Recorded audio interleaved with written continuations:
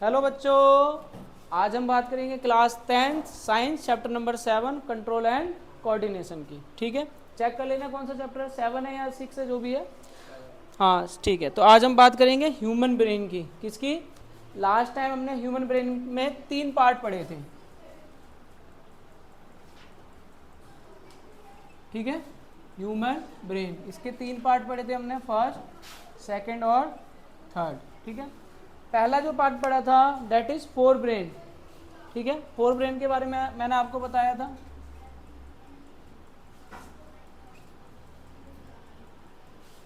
ठीक है, mid brain और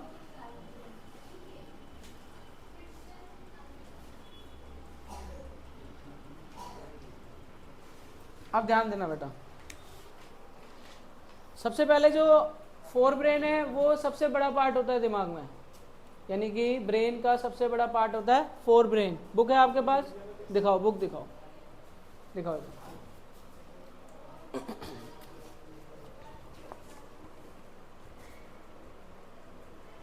the fore brain is the main thinking part of the brain. तो इस पे निशान लगाओ, first second third paragraph. Fore brain is the main thinking part, यानी कि सबसे ज़्यादा सोचने वाला काम यही करता है। It is the main thinking part. तो अगर क्वेश्चन आएगा what is the thinking part of the brain, तो आप बोलोगे फोर ब्रेन। बैठ जाओ बेटा आराम से। It is the main thinking part, सोचने का काम सारा यही करता है। थर्ड पैराग्राफ, और नहीं भी लिखा तो आप यहाँ देख लो। आ रही बात समझ बेटा? ये क्या है? ब्रेन का सबसे ज़्यादा thinking part, main thinking part of the brain. ये किस किस चीज़ में यूज होता है? रीजनिंग, रीजनिंग समझते हो? किसी चीज़ का रीजनिंग करना, स्पीच बोलना, सुनना, देखना, मतलब कि किस किस चीज़ में ये आपका यूज़फुल है? एक तो रीजनिंग हो गया, कोई भी सवाल आपसे पूछा जाता है तो रीजनिंग जो यूज होती है आपके दिमाग में, आप सोच समझ के बोलते हो ना, वो फोर ब्रेन करता है। स्पीच, आप बोलते हो कोई चीज़, आप सुनते हो, ठीक है, आप इंफॉर्मेशन प्राप्त करते हो, ठीक है ना, ये चीज़ें फोर ब्रेन करता है। ठीक है बेटा, सुनना, देखना, ठीक है, देखना भी लिख लो, देखना,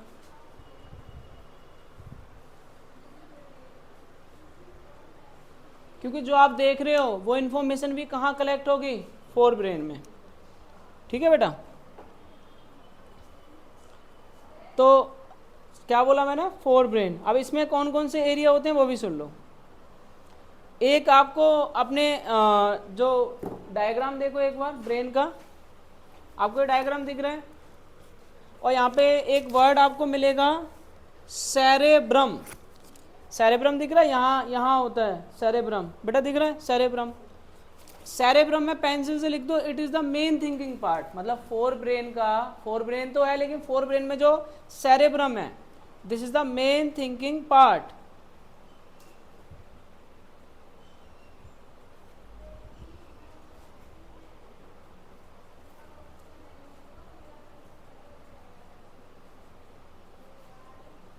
लिख लिया बेटा? तो जो आप जो मेन थिंकिंग पार्ट की बात कर रहे हो, किसमें? फोर ब्रेन में। वो किसके अंदर? ये सारी घटनाएं जो मैंने आपको बताई है कि सोचना, सुनना, देखना, है ना, स्पीच, ये सारा कहाँ आएगा? सेरेब्रम। बात समझ में आ गया? तो सेरेब्रम की ये बात हो रही है। किसकी बात हो रही है?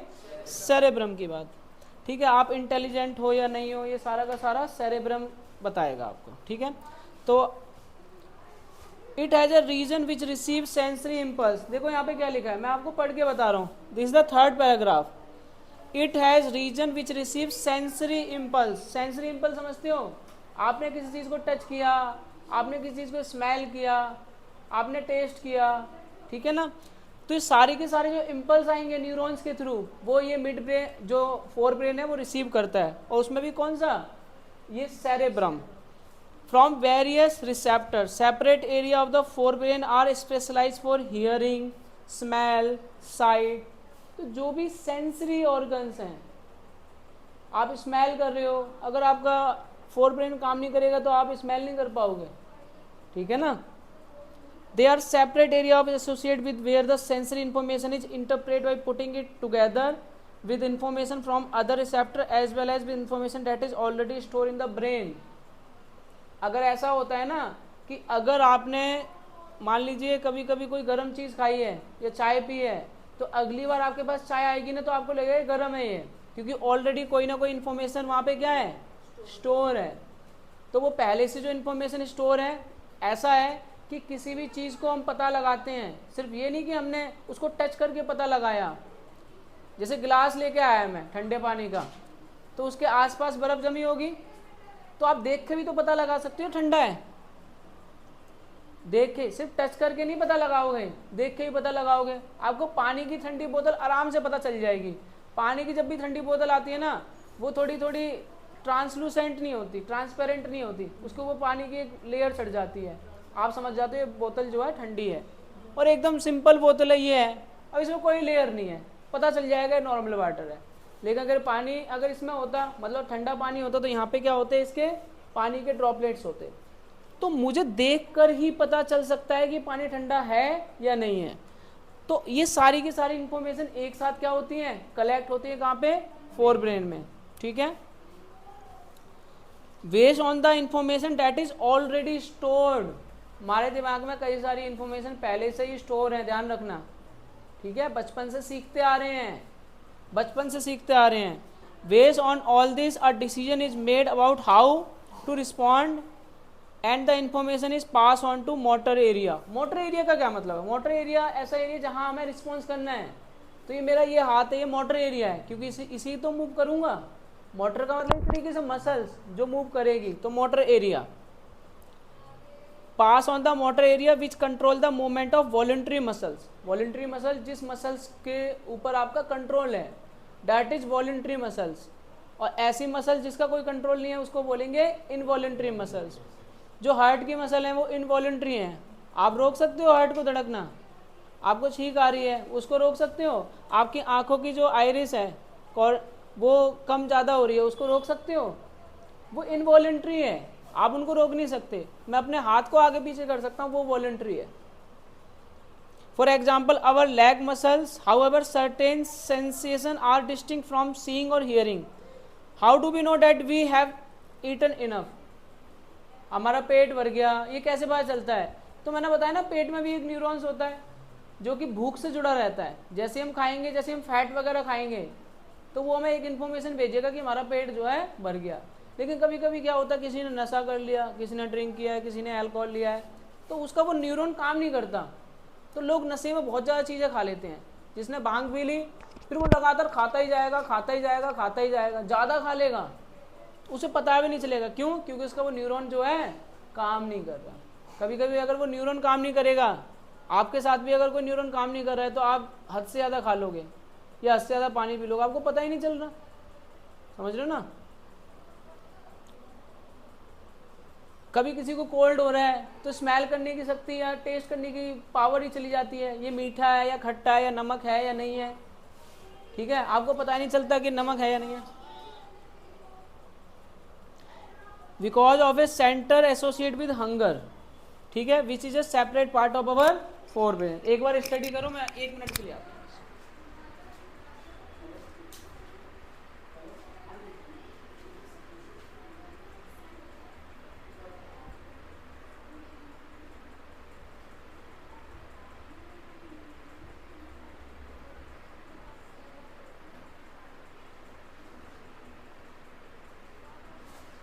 एक बार पढ़ लो बेटा।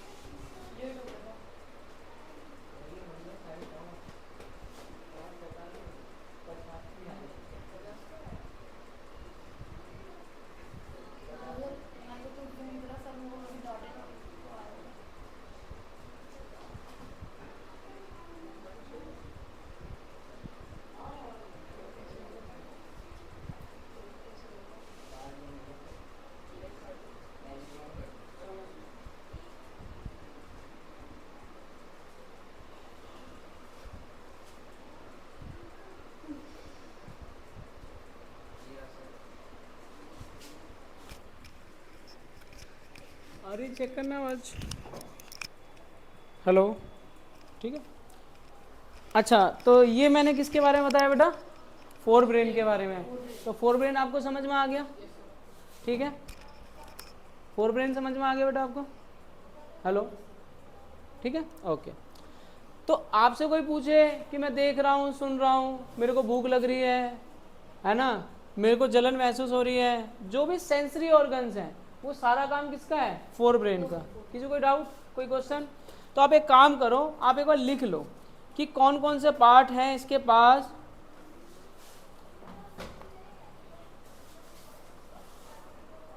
कौन कौन से एरिया हैं इसके पास? कई सारे एरिया हैं, ऐसे तो पता नहीं चलेगा कौन कौन से एरिया हैं। तो मैं आपको लिखा रहा हूं कि what are the area which receive the different information. तो पहला है सेंसरी एरिया। सेंसरी एरिया, तो इसमें क्या है? एरिया लिखा रहा हूं, ठीक है ना बेटा? मैंने कहा ना, देखने का एरिया अलग है, देखने वाली इंफॉर्मेशन अलग जाएगी, सुनने वाली अलग जाएगी, स्मेल करने वाली अलग जाएगी, ठीक है? तो ये एरिया होंगे। तो पहला क्वेश्चन नहीं, मैं ये कह रहा हूँ कि जो फोर ब्रेन है वो क्या करेगा? बोलेगा, हियरिंग करेगा, देखेगा, जो भी काम करेगा वो सारी की सारी इंफॉर्मेशन अलग अलग एरिया में जाएगी। तो कौन कौन से एरिया हैं जहाँ पे ये खबर जाएगी, वो बात सुन लो। तो पहला आपका एरिया है सेंसरी एरिया, ठीक है? कौन सा एरिया बेटा? Sensory area. These receive information from various receptor, ठीक है? अब सेंस बेटा, सेंस कौन कौन सी चीज़ें होती हैं और कहाँ कहाँ से इंफॉर्मेशन हम रिसीव करते हैं? तो ये हम रिसीव करते हैं स्किन से, ठीक है? आवाज़ क्लियर हो रही है? स्किन से। तो सेंसरी एरिया जो इंफॉर्मेशन रिसीव करता है रिसेप्टर से, वो रिसेप्टर इंफॉर्मेशन कहाँ कहाँ से प्रोवाइड कराते हैं? स्किन, आईज, नोज, ईयर, लिख लो। स्किन, आईज, नोज, ठीक है, ईयर्स, मसल्स,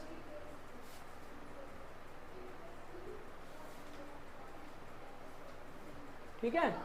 तो ये सेंसरी एरिया यहाँ से इंफॉर्मेशन क्या करता है बेटा? रिसीव करता है। पहली बात समझ में आ गई? टंग लिख दो, ऐसा कुछ नहीं।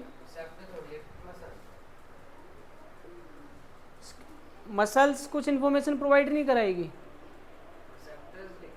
तो रिसेप्टर स्किन हो गया, आईज हो गया, नोज हो गया, ईयर्स हो गया, मसल्स हो गए, टंग, जो जो हमें इंफॉर्मेशन प्रोवाइड कराएं, जो जो हमारे पार्ट्स, ऐसे कौन कौन से पार्ट हैं जो हमें इंफॉर्मेशन प्रोवाइड कराएंगे? मेरे मसल्स में दर्द हो रहा है या क्रैम्प्स आ गए, समझ रहे हो ना? तो वो इन्फॉर्मेशन कहाँ से आएगी? या मेरे यहाँ पे दर्द हो रहा है, यहाँ स्किन है, यहाँ पे जलन हो रही है, मच्छर ने काट लिया, कुछ भी हो गया, या मसल्स में कुछ हो गया, तो जो भी रिसेप्टर एरिया कहाँ कहाँ पे प्रेजेंट हैं उनकी बात हो रही है। टंग भी है, टंग लिख दो। अगला है एसोसिएटेड एरिया। सेंसरी एरिया बेटा, सेंसरी एरिया के पास कहाँ कहाँ से इंफॉर्मेशन पहुंचेगी? स्किन से पहुंच सकती है, आईज से पहुंच सकती है, नोज से पहुंच सकती है, ईयर से पहुंच सकती है, मसल से पहुंच सकती है, टंग से पहुंच सकती है।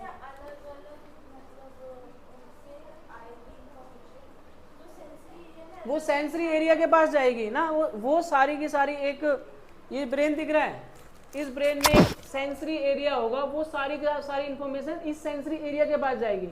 चाहे सुनने वाली इंफॉर्मेशन है वो भी सेंसरी एरिया के पास जाएगी।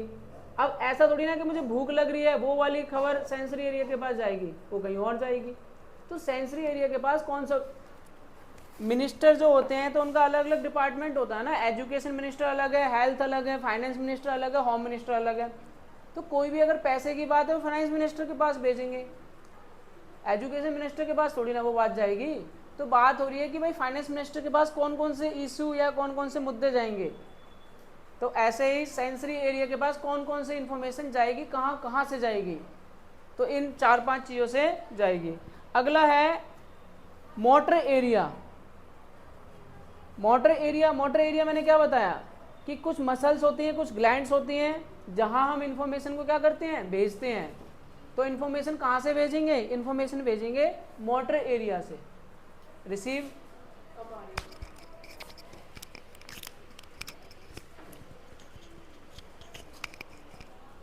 हेलो हेलो हेलो, ठीक है। तो हम इंफॉर्मेशन भेजेंगे मोटर एरिया से। देखो ऐसा होता है, रिसीव कहीं और से किया लेकिन सेंड कहीं और किया। अरे बात समझ में, इंफॉर्मेशन कलेक्ट तो यहाँ से की है ए पॉइंट से। जैसे आप सिनेमा हॉल में एंटर करते हो तो एंट्री के लिए गेट अलग होता है, लेकिन एग्जिट के लिए वो गेट नहीं होता, एग्जिट के लिए दूसरा गेट होता है। ऐसे ही आप इंफॉर्मेशन आपने यहाँ से कलेक्ट की है, लेकिन उसको आपको मैसेज रिप्लाई करना है, तो रिप्लाई के लिए कोई अलग एरिया होगा, उसका नाम होगा मोटर एरिया। कौन सा एरिया बेटा? Motor area. लिख लो मोटर एरिया। यहाँ मोटर का मतलब गाड़ी नहीं है, ठीक है। मोटर एरिया, तो मोटर एरिया क्या है? These sends impulse to the muscles and glands. तो ये मोटर एरिया क्या करता है? इंफॉर्मेशन को सेंड सेंड करता है।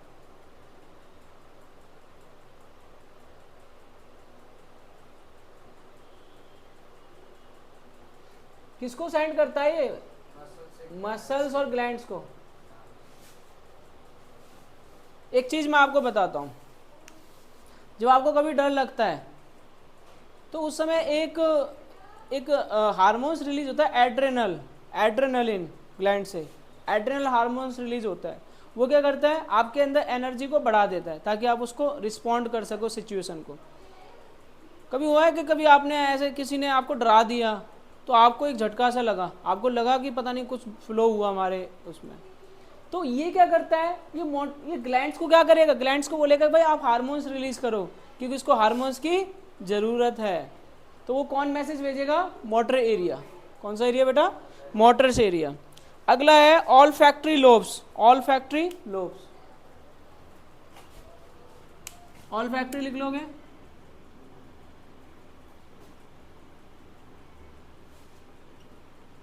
ये ऑल फैक्ट्री लोब्स क्या करती हैं बेटा? ये olfactory lobe of these are responsible for detecting smell from different receptor. ये स्मेल को क्या करते हैं? डिटेक्ट करते हैं। तो लिख लो detecting the smell from different receptor. Detect करते हैं, detect smell from different receptors. क्या लिखा? रिसेप्टर्स। तो ये हो गया ऑल फैक्ट्री लोब्स। और एक लोब्स होती है और एक और एरिया होता है जिसको हम कहते हैं हाइपोथैलेमस।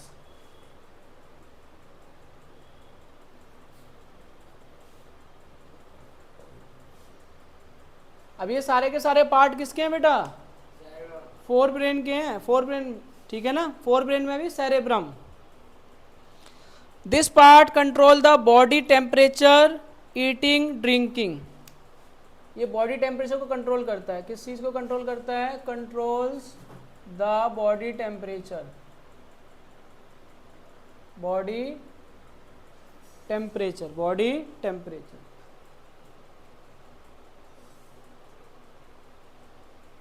ईटिंग, आपको भूख लग रही है, आपको प्यास लग रही है,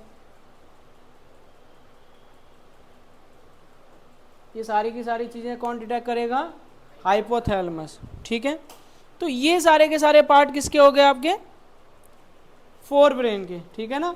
तो यहाँ पे आप देखोगे हाइपोथैलेमस लिखा हुआ है, हाइपोथैलेमस दिख गया या नहीं दिखा? Thank you. तो ये हमने सिर्फ पढ़ा क्या? फोर ब्रेन, है ना। अब पढ़ेंगे मिड ब्रेन। मिड ब्रेन,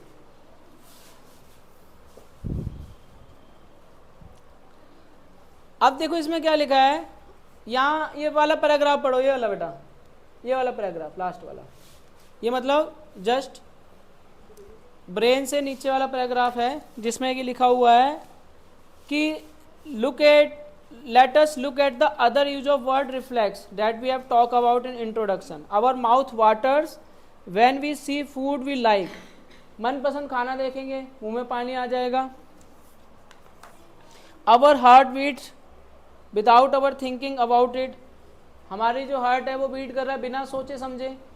या आप बार बार पल के झपका रहे हो, आप सोच थोड़ी ना रहे हो, आप ब्रीदिंग कर रहे हो, सोच थोड़ी ना रहे हो। अगर आपको सोचना पड़े और आप भूल जाए फिर क्या होगा? तो सांस लेना ही भूल जाओगे, ठीक है ना।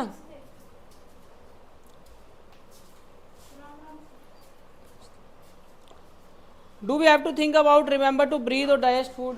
क्या मैं ऐसा सोचना पड़ता है कि मैं खाना अपना डाइजेस्ट करूं या ना करूं? तो मतलब कुछ ऐसी चीजें जिन पे आपका कंट्रोल नहीं है, ठीक है।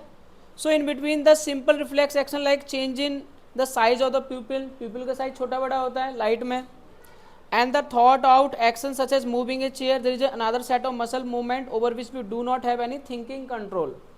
Many of these involuntary action are controlled by the midbrain and hindbrain. All these involuntary action including blood pressure, salivation, vomiting are controlled by the medulla in the hindbrain. तो अब थिंकिंग पार्ट जहाँ जो आप सोच सकते हो वो fore brain है, जिसके बारे में आप सोच नहीं सकते। खाना पच रहा है नहीं पच रहा है मुझे नहीं पता, दिल धड़क रहा है नहीं धड़क रहा है उसको मैं रोक लूँ, है ना, अपनी पुतली का साइज छोटा कर लूँ, प्यूपिल जो है आंखों में उसका साइज छोटा कर लूँ बड़ा कर लूँ, उस पर कंट्रोल नहीं कर सकता, ठीक है ना। ये ऐसे कुछ पार्ट जिनको हम कंट्रोल नहीं कर सकते, वो सारे के सारे किसके काम है? मिड ब्रेन, ठीक है। एक्चुअली मिड ब्रेन और हिंड ब्रेन जुड़े रहते हैं। मिड ब्रेन क्या करता है? हिंड ब्रेन और फोर ब्रेन को क्या करता है? जस्ट कनेक्ट करता है। तो mid brain connects forebrain to the hindbrain. It controls the movement of head, neck and trunk to locate sound and visual reflex. These are involved in focusing on the object. क्या क्या लिखा है? पहले तो ये कंट्रोल करता है movement of head, neck and trunk, गर्दन वगैरह जो है उसके मूवमेंट को क्या करता है? कंट्रोल करता है। अब focus on the object and data involving in focusing on the object, तो ये ऑब्जेक्ट पर फोकस करने का भी काम करता है। गर्दन है हम देखते हैं ना, तो ये सारा का सारा फोकस का काम कौन कर रहा है? Mid brain. And it also control movement of eye muscles, pupil size. तो एक्चुअली में आप ऐसे लिख लो कि ये जो है इनवॉलंटरी एक्शन को कंट्रोल करता है। Involuntary action control by mid brain.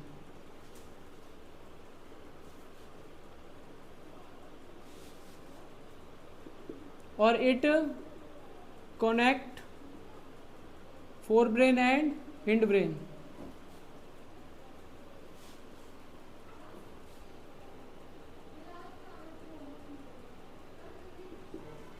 ठीक है, हाँ बोलो कुछ।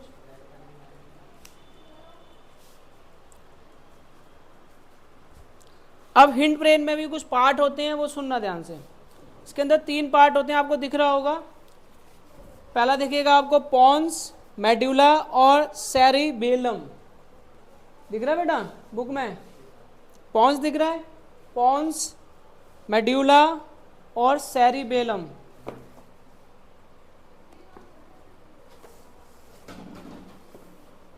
तो लिख लो, इसके पार्ट लिख लो पहले बेटा। हिंड ब्रेन के 3 पार्ट हैं। पहला क्या लिखा है? हाँ, उसका कोई ज़्यादा, वो बस मिड ब्रेन सिर्फ कनेक्ट करता है, उसका ज़्यादा कोई काम नहीं है। पॉन्स, मेड्यूला और क्या लिखा है? सेरिबेलम। ये दिख रहा है? देखना, चेक करना, ये पार्ट दिख रहा है? अच्छा, तो अब लिखेंगे पॉन्स के बारे में। ठीक है बेटा, समझ में आ रहा है? पॉन्स के बारे में लिखो कि it take part in respiration. It take part in respiration. हाँ जी, हिंड ब्रेन, मिड ब्रेन चला गया, हिंड ब्रेन की बात चल रही है। It take part in respiration, ये रेस्पिरेशन में पार्टिसिपेट करता है। कौन? Pons. Take part in respiration, ये सिर्फ रेस्पिरेशन में पार्टिसिपेट करता है।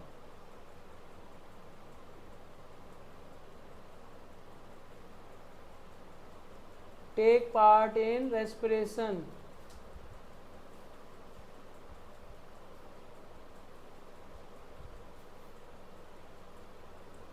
मेड्यूला, ठीक है, ये ऐसी चीजों को कंट्रोल करती है जो इनवॉलंटरी होती हैं। इनवॉलंटरी और वॉलंटरी में क्या डिफरेंस है बेटा? अर्चिता,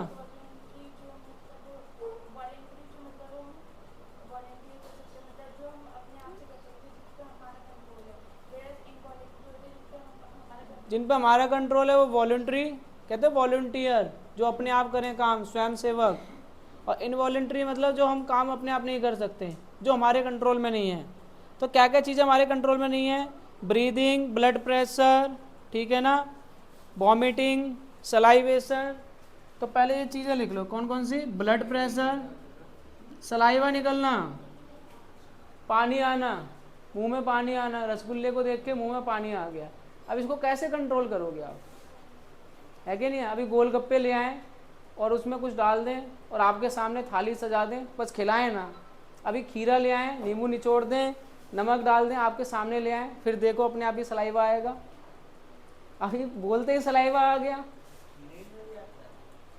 खीरा काटो, नमक लगाओ, नींबू डालो और आपके सामने रख दो, बस सूंघ के फिर खिड़की से फेंक दो।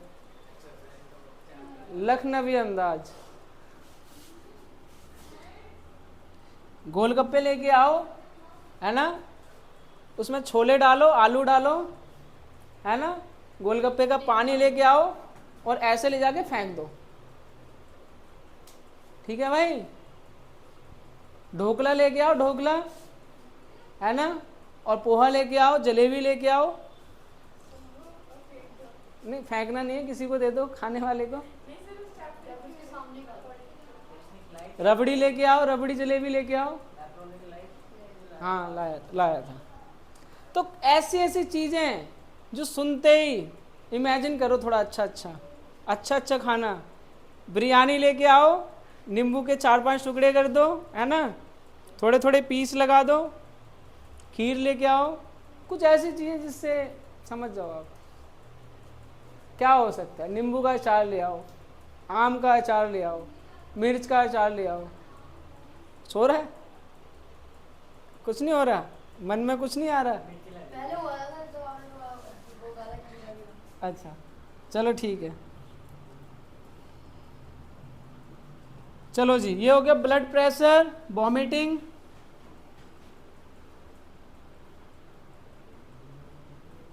ठीक है, वॉमिटिंग हो गई और ब्लड प्रेशर हो गया, सलाइवा हो गया, ठीक है ना बेटा?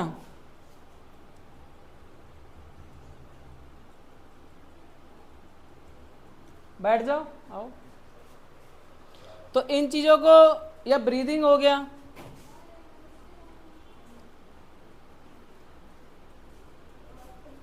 नमस्ते बेटा।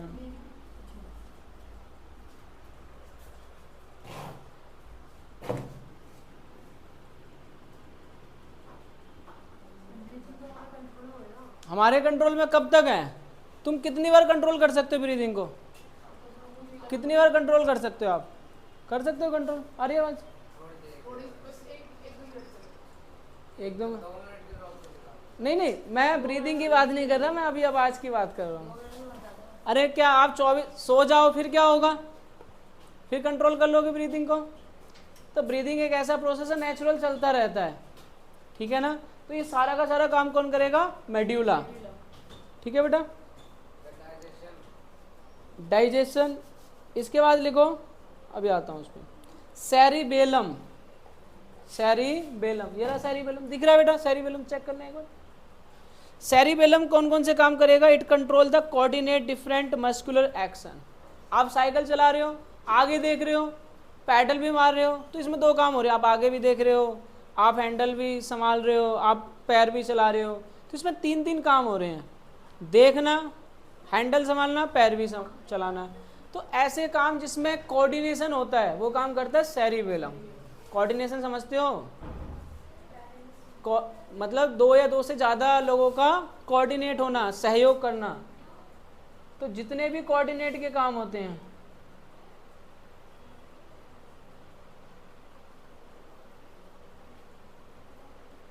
कोऑर्डिनेशन में क्या क्या आएगा? कोऑर्डिनेशन आप किस किस चीज का करोगे? Walking, catching, riding.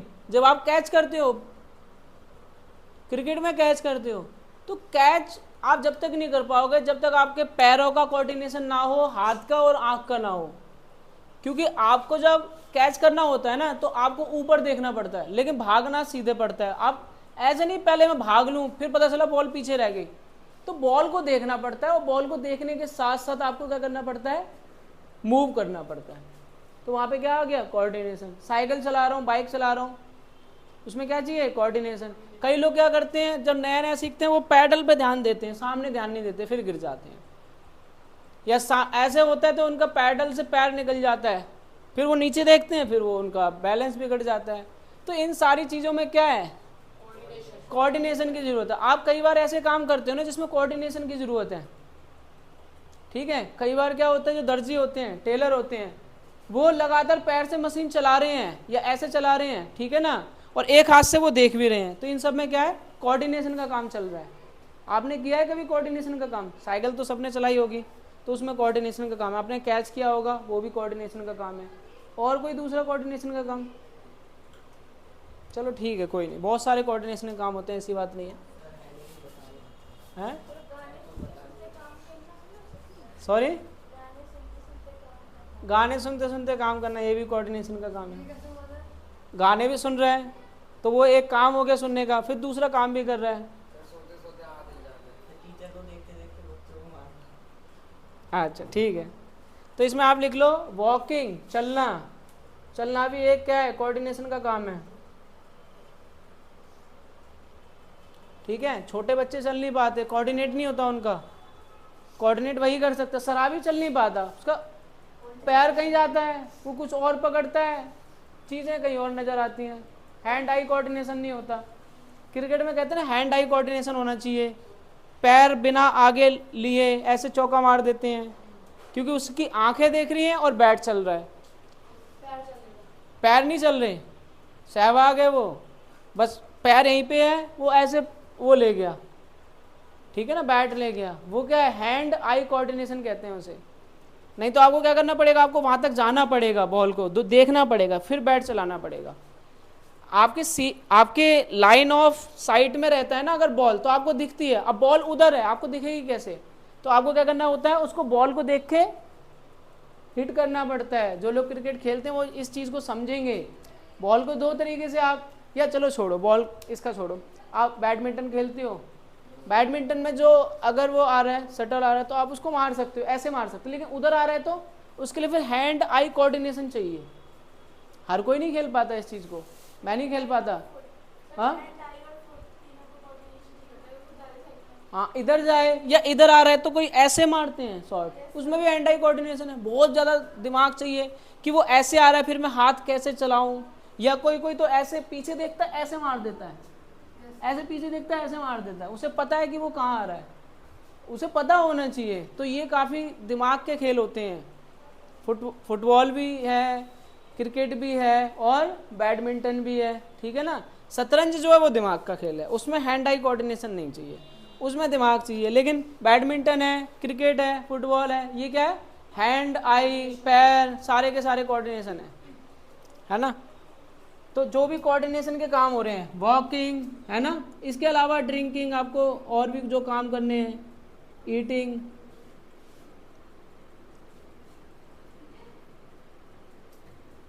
ठीक है। तो जो भी कोऑर्डिनेशन वाले काम है ना वो आप यहाँ पे करोगे, और वो कौन करेगा, सेरिबेलम। आप बैठे हो है ना, आप बैठे हो तो आप गिरते थोड़ी ना हो। पॉस्चर जो है आपका, पॉस्चर को, मैं ऐसे खड़ा हूँ देखो, तो मैंने अपने आप को कंट्रोल किया हुआ है, और मैं सो जाऊं तो गिर जाऊंगा फिर। अरे बात समझ में, तो ये पॉस्चर को भी बना के रखता है। हाँ गुड इवनिंग बेटा, गुड इवनिंग। किसकी बात कर रहे हो? हाँ तो होता है ऐसा,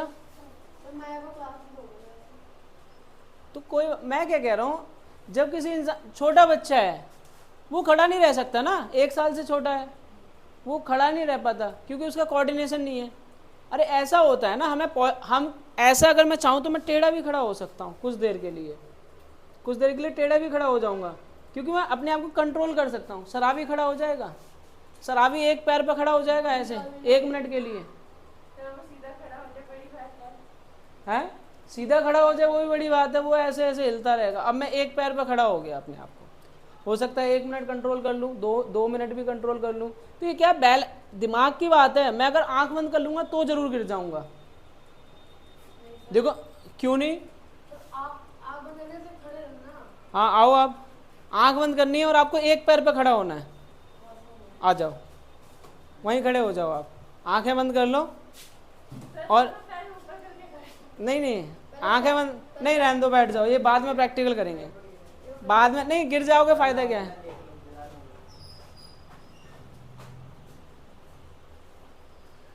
बस बस बस बैठो, गिर जाओगे, फायदा नहीं है,